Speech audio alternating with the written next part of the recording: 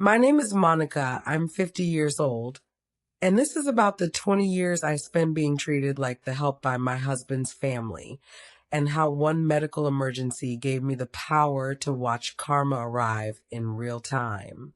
If you're new here, please subscribe and turn on notifications. This story involves decades of racism, a life-threatening illness, and a secret recording that destroyed a family's legacy. And to my loyal listeners, thank you for being here through these intense journeys. Now, let me take you back to 30 years ago, when I made the mistake of falling in love with a white man from old Southern money, and how I made absolutely certain his racist family paid for every insult that NG loud happened. No shouting, no dramatic scene, just a feeling sitting heavy in my chest, like something had already broken and nobody bothered to tell me. He was asleep beside me, breathing slow, calm, peaceful, and I was wide awake, staring at the ceiling, asking myself the same question again and again. Why do I feel so alone when the man I love is right here? I didn't always feel this way. Once, his presence used to calm me. Once, his voice felt like home. But that night, his phone lit up on the bedside table. Just once. A soft vibration. A quick flash of light. And then silence. I didn't touch it. I didn't move. But something inside me shifted. Because when you've been loved honestly, your body knows when the truth leaves the room. I turned toward him. His face looked relaxed, almost innocent. That's what hurt the most. Not anger, not jealousy. The quiet realization that someone can sleep so peacefully while slowly tearing you apart. I told myself I was overthinking, that couples go through phases, that love isn't always exciting. That's what women like me say when we're afraid of the answer. The next morning, he kissed my forehead before leaving for work. Long day, he said. I'll be late. He didn't look at me when he said it. That was the first crack. Small, easy to ignore. But cracks don't stay small. They spread. I met Robert Bennett III in 1994. I was 20 years old, a junior at Spelman College, brilliant and ambitious. He was 23, getting his MBA at Emory, handsome and charming.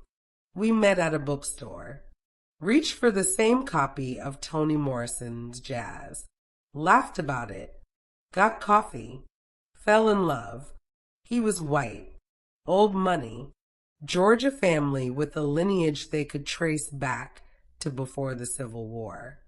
I was black, working class, first generation to go to college. My parents were a postal worker and a teacher. We knew it would be complicated. We didn't know it would be a nightmare. Robert warned me about his family before I met them. They're traditional, old school. It might be uncomfortable at first. Uncomfortable. What an understatement. The first time I visited the Bennett estate in 1995, Robert's mother, Margaret and Bennett, greeted me at the door. She looked at me like I was selling magazine subscriptions. You must be Monica. Her smile was ice. Robert didn't mention you were, well, come in, I suppose. She didn't finish the sentence. Didn't need to. Inside, she directed me to the sitting room. Robert will be down shortly. Can I get you something to drink? Sweet tea. We have a pitcher Rosa made this morning. Sweet tea would be lovely, thank you. She left. Came back 10 minutes later with tea in a plastic cup. Everyone else drank from crystal glasses. At dinner that night, I was seated at the far end of the table. Robert's father, Robert Bennett Jr., barely acknowledged me. His mother asked pointed questions. So, Monica, where are your people from? Originally, I mean. My father's family is from Atlanta. My mother's from... No, I mean before that. Africa? We're in Africa. Mrs. Bennett. My family has been in America for generations. Since slavery. Oh. She dabbed her mouth with a napkin. How unfortunate. That history. Like slavery was something that happened to her, not something her ancestors likely participated in. Robert's younger sister, Caroline, was more direct. So you and Rob are dating? That's progressive of him. The word progressive sounded like an insult. After dinner, I needed to use the restroom. I asked Margaret and where it was. Oh, there's a powder room down that hall. But actually, she paused. Rosa had just cleaned the upstairs bathrooms. Would you mind using the one off the kitchen? Through there, past the laundry room. Robert looked uncomfortable. Mom, Monica is a guest. It's fine, I said quickly, not wanting to cause a scene. I walked through the kitchen, past the laundry room, to a small bathroom that was clearly for the staff. I stood in that tiny room and realized what had just happened. She'd sent me to the help's bathroom because I was black. I should have left then. Should have told Robert his family was racist, and I wouldn't tolerate it. But I loved him, and he loved me, and I was 20 years old and believed love conquered all. We got engaged a year later. Margaret and cried. Not tears of joy, tears of horror. Robert, think about what you're doing. Think about your children. Do you really want them to be mixed? Mom, I love Monica. That's what matters. Love fades. Genetics don't. You'll regret this. She tried everything to stop the wedding. Offered me money to disappear. $100. 000 to reconsider this mistake. Threatened to disinherit Robert. Called my parents and suggested they talk sense into me. My mother told her my daughter is a gift. If your son is smart enough to see that, that's his good fortune. If you're too small-minded to see it, that's your loss. Margaret and never forgave her for that. We married anyway. Small ceremony. His parents attended, but looked like they were at a funeral. The wedding photos tell the story. Margaret Ann's face in every picture looks like she's been forced to swallow poison. From day one of our marriage, I was the black wife. Never Monica. Never daughter-in-law. Always Robert's wife. Family gatherings were torture. Christmas 1997. Margaret and introduced me to her friends. This is Robert's wife. They met at college. It's very modern. Modern was code for unfortunate. Easter 1998. The family photo was being taken. Margaret and literally asked me to step out for a moment so they could get a picture of just family. Robert refused. Monica is family. Of course, dear. I just meant, oh, never mind. But the photographer took 2 sets of photos. One with me, one without. Guess which one's Margaret and framed and displayed? When I got pregnant with our first child in 1999, Margaret Ann's first response was, oh my. Well, let's hope the baby isn't too dark. I was 6 weeks pregnant. She was already worried about my child's skin color. When our daughter Leah was born, beautiful and brown-skinned with tight curls, Margaret Ann held her for exactly 30 seconds before handing her back. She's healthy. That's what matters. Caroline's comment was worse. Wow. She really looks like Monica. I guess the Bennett genes didn't stand a chance. My daughter was 3 days old and already being criticized for looking like me. When Aaliyah was 6 months old, Margaret Ann bought her a doll. A blonde, blue-eyed doll. I thought she should have a pretty doll to play with. The implication was clear. My brown-skinned baby needed white dolls because white was pretty. I bought Aaliyah a black baby doll the next day. Margaret and accidentally left it behind after every visit. 3 years later, I had our son Marcus. He came out darker than Aaliyah, with my father's rich, deep brown skin. Margaret Ann's face when she saw him was pure disappointment. Another one. Well, she never bonded with my children, never babysat, never offered to help, never came to birthday parties unless Robert begged. But Caroline's kids, blonde, blue-eyed, pure Bennett children, got everything. Trust funds, private school tuition, weekend visits, grandmother's undivided attention. My kids got birthday cards with $20 inside. Caroline's kids got savings bonds and stock portfolios. The racism wasn't always overt. It was in 1,000 small cuts. The way Margaret Ann would touch my hair without permission. It's so different. How do you manage it? The way she'd compliment me with backhanded praise. You're so articulate. And you dress so well.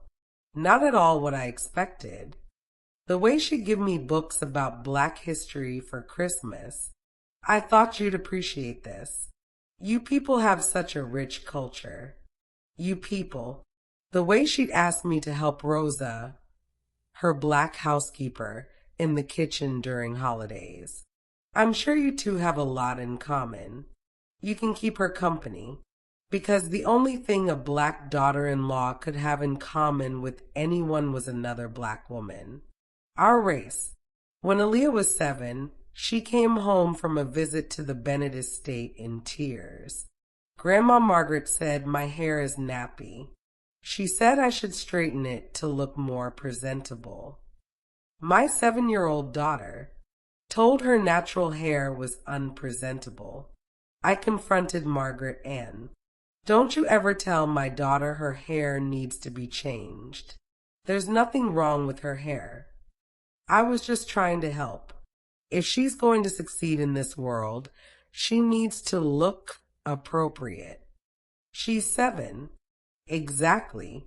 Best to start early. I'm thinking of her future. Robert finally put his foot down. Mom, if you can't accept Aaliyah and Marcus as they are, you won't see them at all. Margaret Ann backed off, became more subtle, but the racism never stopped. It just went underground. Marcus is so athletic. Of course he is. Implying all black people are naturally athletic. Aaliyah is so loud and expressive. Calling my daughter aggressive when Caroline's kids were praised for the same behavior. You're so lucky to have married into this family, Monica. Think of the opportunities your children have now. Implying I married up, married for money, married to escape poverty. For 20 years I endured this. 20 years of microaggressions and overt racism. 20 years of watching my children be treated as lesser Bennetts. 20 years of being made to use the help's bathroom, help in the kitchen, sit at the kids' table even when I was 40 years old. 20 years of Robert apologizing for his mother, but never actually stopping her. And then Margaret Ann got sick. It started with fatigue, then unexplained bruising. Then Margaret Ann collapsed during a junior league meeting. The diagnosis was acute myeloid leukemia, aggressive, advanced. She needed chemotherapy immediately, and ultimately a bone marrow transplant. The family was tested for compatibility. Robert wasn't a match. Caroline wasn't a match. None of the grandchildren were matches. They searched the bone marrow registry. No matches. Margaret Ann's doctor was blunt. Without a transplant, she has maybe 6 months. With a transplant, she could have years. But we need a donor. That's when Caroline suggested something that made my blood boil. What about Monica? Has she been tested? Margaret Ann's face twisted. Absolutely not. Mom, she's family. She should be tested like everyone else. She is not family. She married into this family. Her bone marrow isn't Bennett bone marrow. Mom, that's not how genetics work. I don't care. I'm not having that woman's. I'm not having her inside me. Robert was furious. Mom, Monica is my wife, a fact I'm reminded of every day. But I draw the line at having her cells in my body. I sat there, listening to this woman I'd endured for 20 years literally say she'd rather die than have my black bone marrow save her life. It's fine, I said calmly. I understand. Mrs. Bennett would prefer not to have African American bone marrow. That's her choice. Robert looked at me, hurt. Sophia, it's her body, Robert. Her choice. Margaret Ann looked relieved.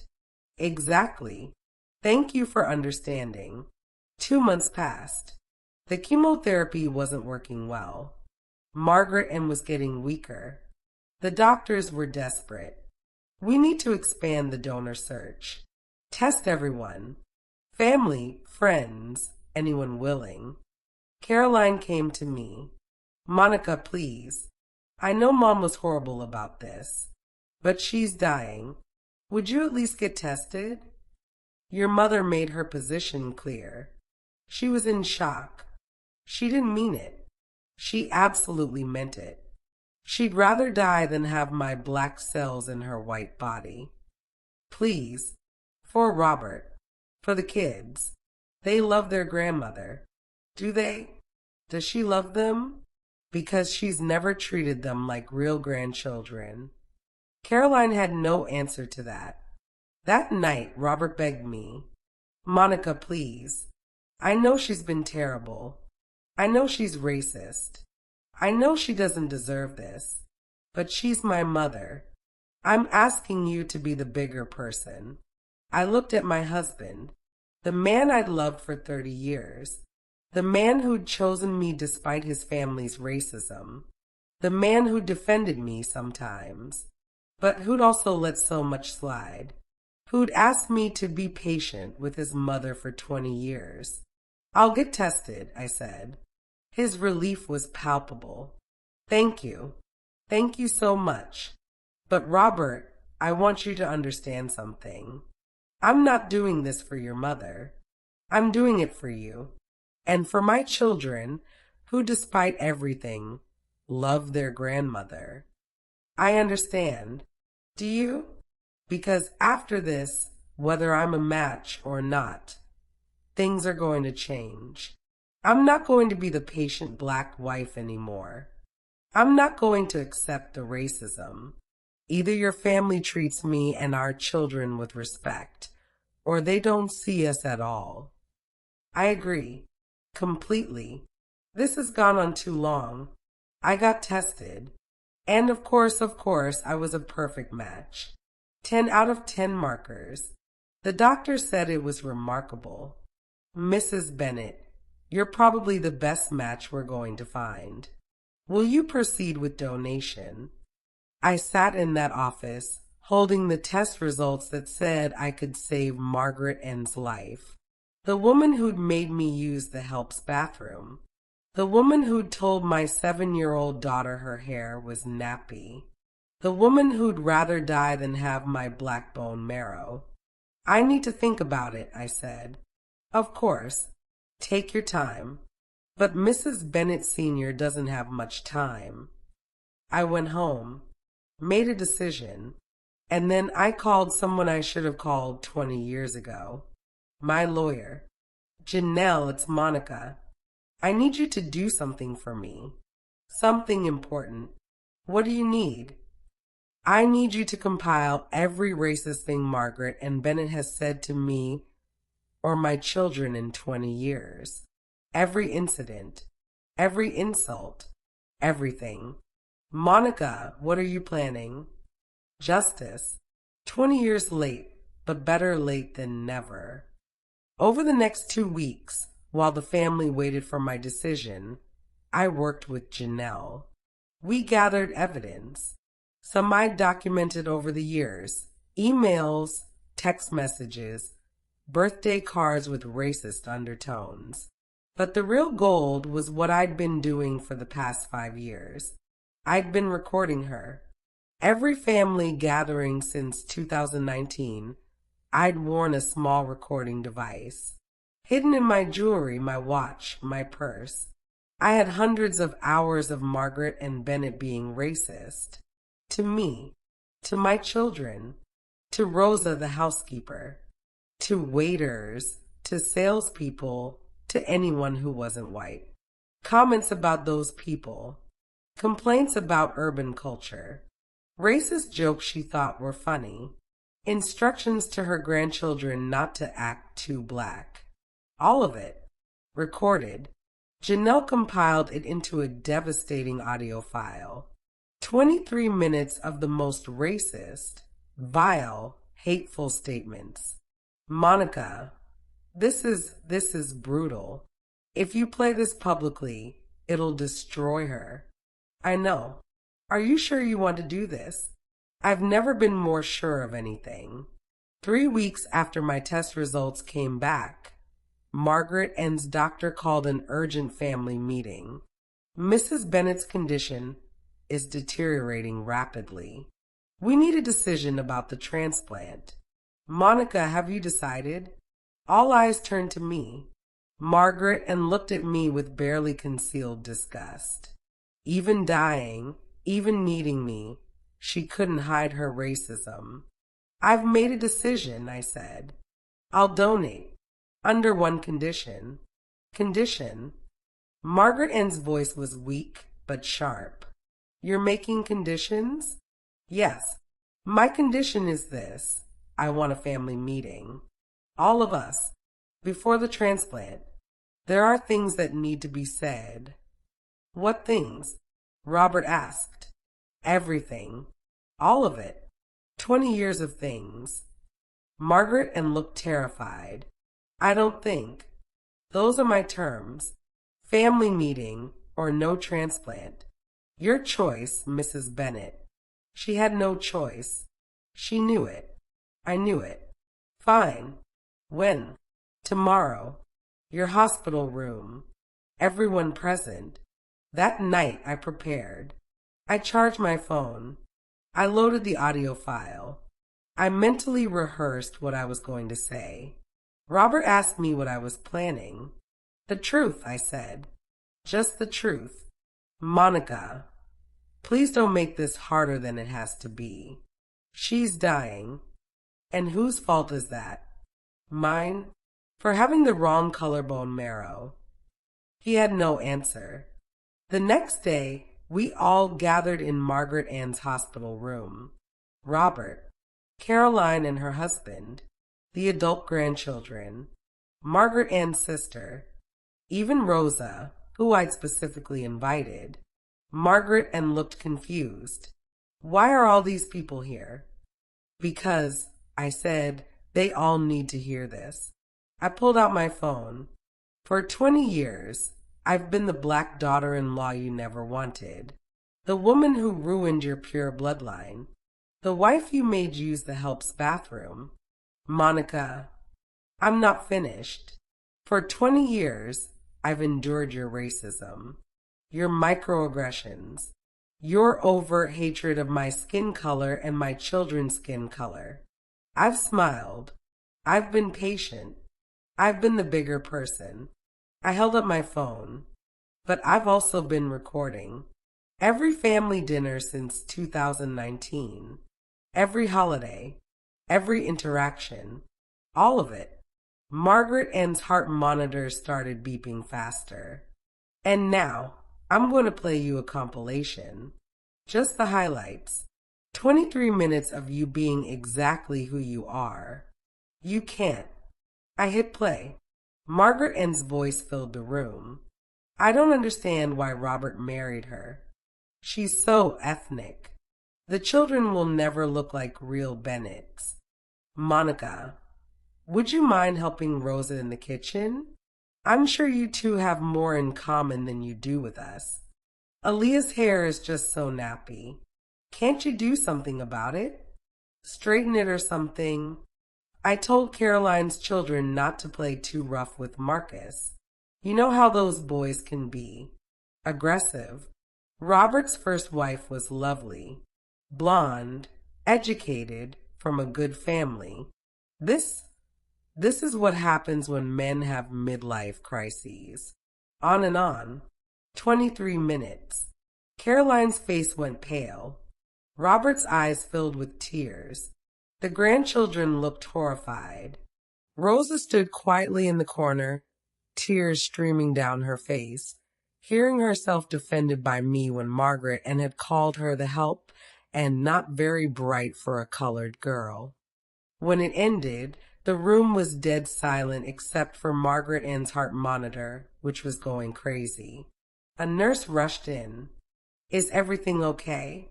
Her heart rate. We're fine, I said. Just having a family conversation. The nurse checked Margaret Ann's vitals, adjusted some medication, and left. I looked at Margaret Ann, who was crying, her face twisted with rage and humiliation.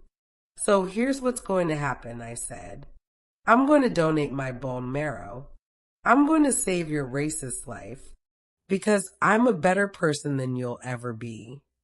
Thank you, she whispered. I'm not finished. After I save your life, you're going to do something for me. What? You're going to apologize. Publicly.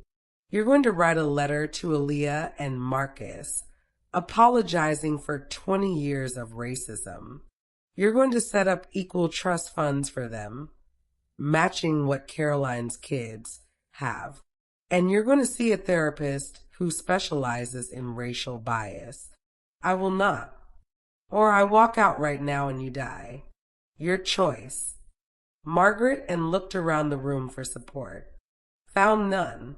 Robert was staring at his hands. Caroline was crying.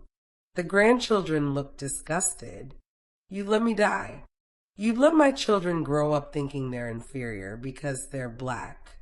So yes, I let you die, because you've been killing parts of them for years. The heart monitor beeped frantically. This is blackmail. This is consequences. 20 years late, but arriving nonetheless. Margaret Ann looked at Robert. Are you going to let her do this? Robert finally looked his mother in the eye. Yes, Mom, I am, because everything on that recording is true. And I should have stopped you years ago. Monica's been more patient than you deserved. If she's willing to save you despite everything, the least you can do is what she's asking. Fine, Margaret Ann spat. Fine, I'll do it. Save me, and I'll do your demands. I smiled. Good. The transplant is scheduled for next week. One more thing, I said, turning to leave. I'm keeping this recording. If you ever say or do anything racist to me or my children again, I'll release it publicly. Every news outlet, every social media platform. The whole world will know exactly who Margaret Ann Bennett really is. Her face went white. Do we understand each other? Yes, she whispered. Good.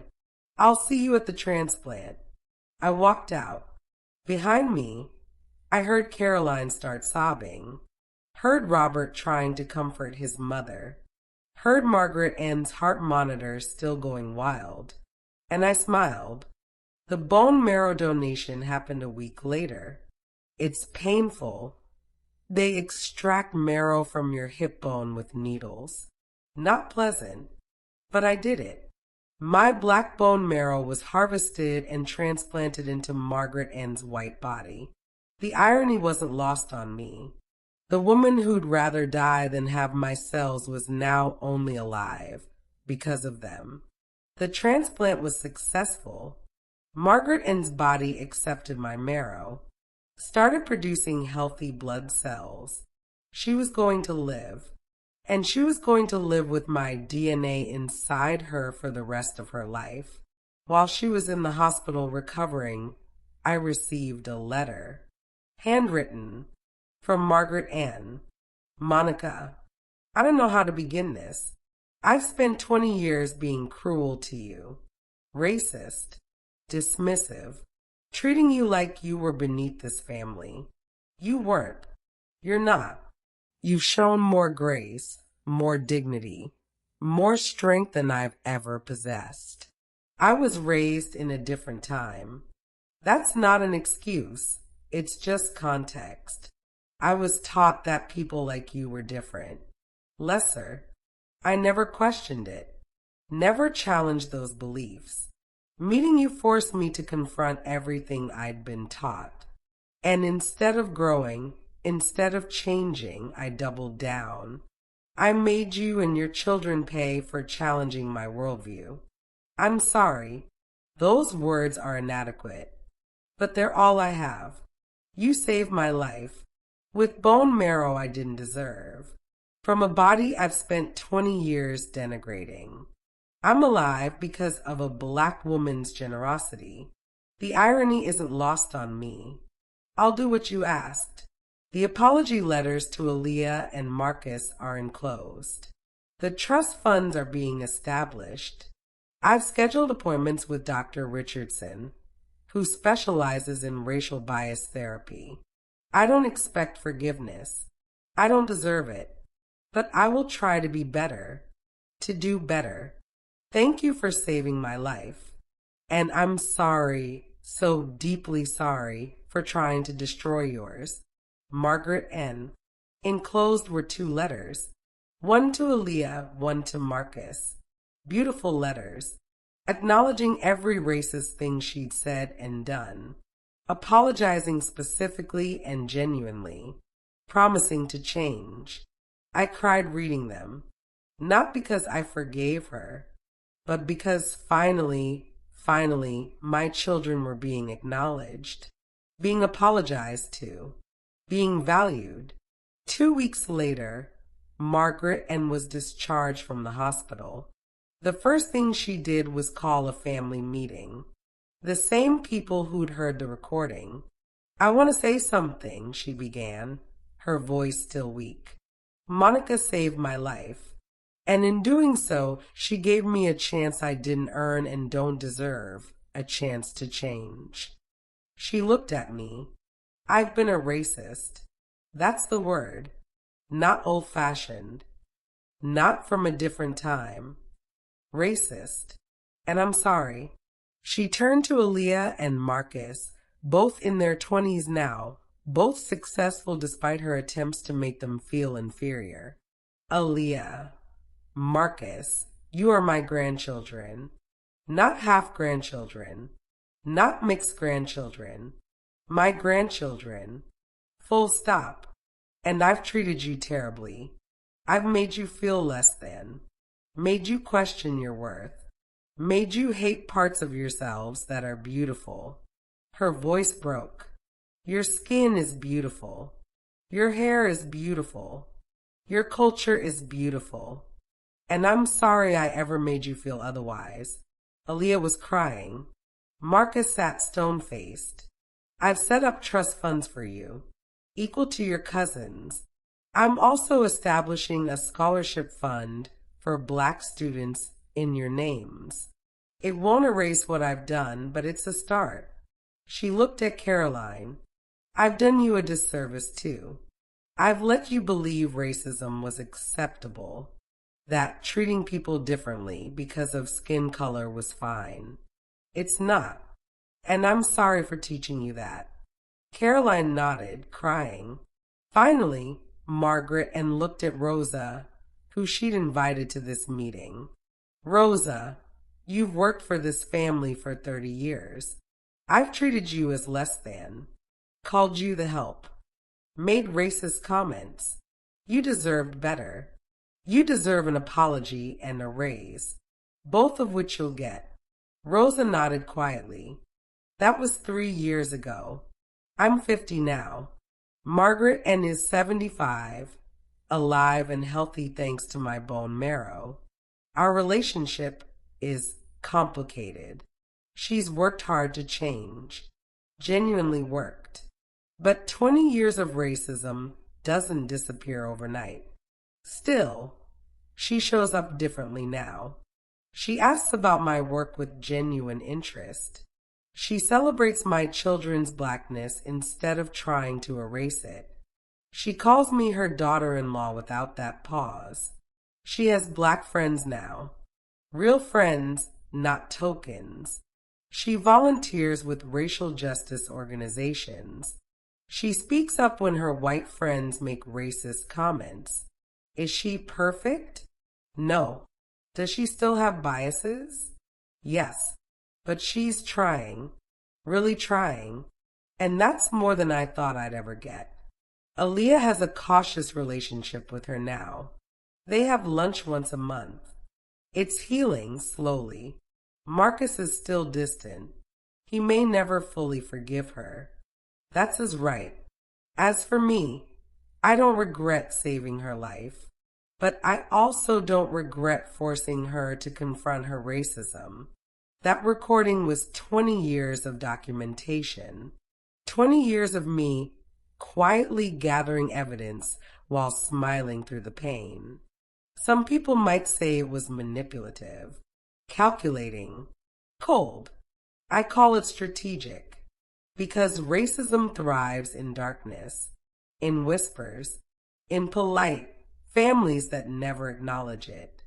I brought it into the light, made it impossible to ignore, made Margaret and say the word racist instead of hiding behind euphemisms.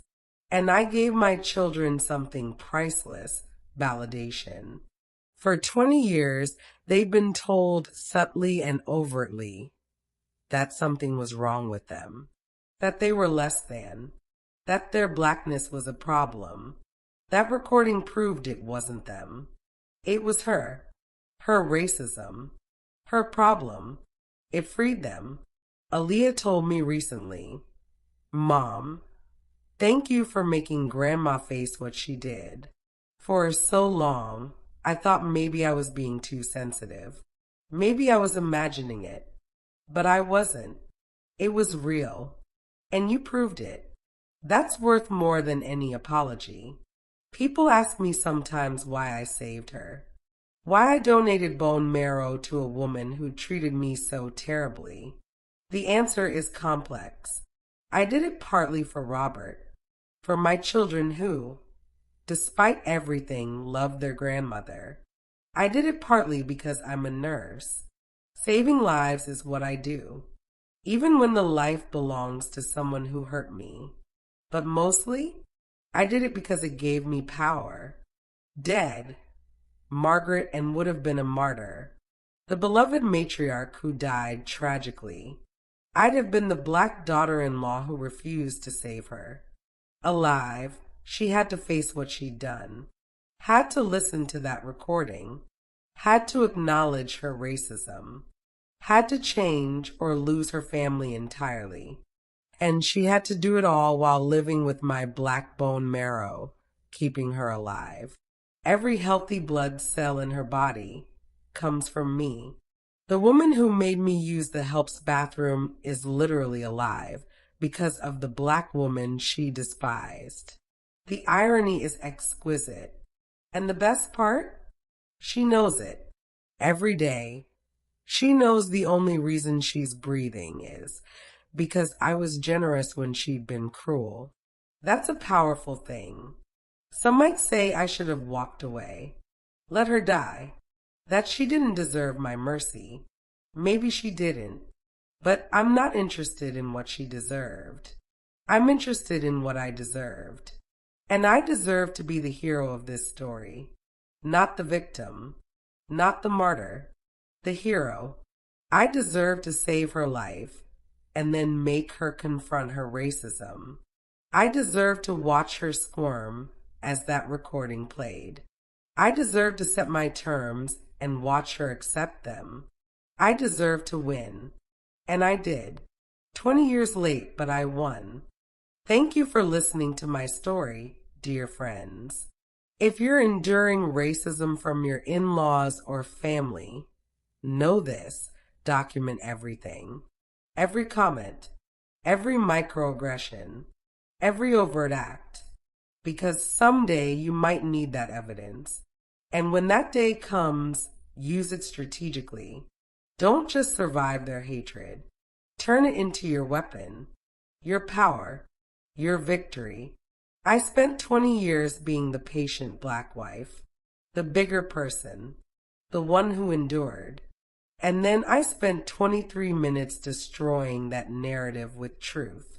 If this story resonated with you, please like, subscribe to Voices of Zara, and share your thoughts below. Until next time, remember, document everything, choose your moment carefully, and never let racists forget what they've done. Stay strong, stay strategic, and know that sometimes the best revenge is saving someone's life and making them live with the shame of their own racism.